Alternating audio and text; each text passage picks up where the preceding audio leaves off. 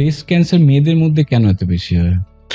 দেখো আজকালকে কি হয়ে গেছে, দেখো মানে আমি not to be sounding anything, আজকালকার দিনে যেটা দেখা যাচ্ছে basically breast cancer hormone dependent cancer. এবার আজকাল কি হয়েছে, because of lifestyle changes, aesthetics part বলছেন কি? না অ্যাস্থেটিক না, লাইফস্টাইল চেঞ্জেস যেটা বলবো, যেটাতে আমরা দেখতে পাবো মোর ইনটেক অফ অ্যালকোহল, ঠিক আছে, মোর ফ্যাটি ফুড হচ্ছে, কি হচ্ছে কি, বা স্থূলতা বা ওবিস হওয়া, তাতে কি হচ্ছে বডিতে যে ফ্যাটটা হয় সেটা কিন্তু আর্টিফিশিয়াল ইস্ট্রোজেনে কনভার্ট করে, যেটা ব্রেস্টের উপর রিয়াক্ট করে ব্রেস্ট ক্যান্সার কজ করছে।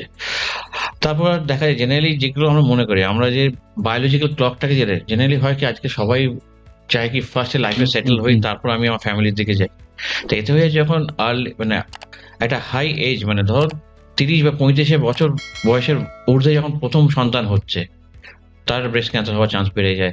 অনেকে ব্রেস্ট ফিড করে না, আমি বলছি, ধর অনেকের ধারণা থাকে ব্রেস্ট ফিড করলে ক্যান্সার না, ব্রেস্ট ফিড করলে কিন্তু ক্যান্সার প্রোটেকশন হয়, ঠিক আছে। এবং আগে যেমন ছিল, আগে হরমোন ইউজ করা হতো, ওসিপি ইউজ করা, সেগুলো একটা এফেক্ট থাকতো। তো বেসিক্যালি কি হয় কি, বডিতে না এই ইস্ট্রোজেন প্রোজেস্টেরন একটা সাইকেল থাকে, ইস্ট্রোজেন যখন আনউপোজ থাকতে থাকে তখন আমাদের ব্রেস্ট ক্যান্সার কনভার্সন হয় পারে। এবার ধরুন যখন আমরা ব্রেস্ট ফিডিং করছি বা চাইল্ড হচ্ছে, তাহলে কি আনউপোজ যে সেকশনটা ব্রেক হচ্ছে, তো সেই জন্য এগুলো প্রোটেক্টিভ হয়, ঠিক আছে। সিমিলারলি অ্যালকোহল, এগুলো সব ওবেসিটি কজ করছে।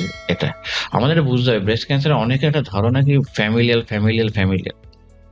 মানে একটা ফ্যামিলিতে আছে। আমি মানে কলকাতা বুকে এরকম ফ্যামিলি, এডুকেটেড ফ্যামিলি দেখেছি, যেখানে ফ্যামিলিতে একজনের বলতে মা মাসির কারো ব্রেস্ট ক্যান্সার হয়েছে, সেই ফ্যামিলি তাদের মেয়েদের সাথে অন্যরা কেউ বিয়ে দিতে চাইছে না, মানে এরকম একটা মিস ইনফরমেশন আছে।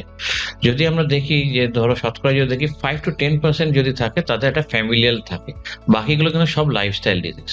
অনেকের ধারণা ব্রেস্ট ক্যান্সার শুধু ফিমেলদের হয়, মানে মহিলাদের হয়, সেটাও কিন্তু ভুল, কিন্তু মেলদেরও হয়। হ্যাঁ, আমরা যদি দেখি, যদি কম্পেয়ার করে দেখো, যদি আমাদের আমাদের এটা দেখা যায় যে ভারতবর্ষে প্রত্যেক 28 জন মহিলার মধ্যে একজনের তার জীবকালে ব্রেস্ট ক্যান্সার হওয়ার চান্স থাকে।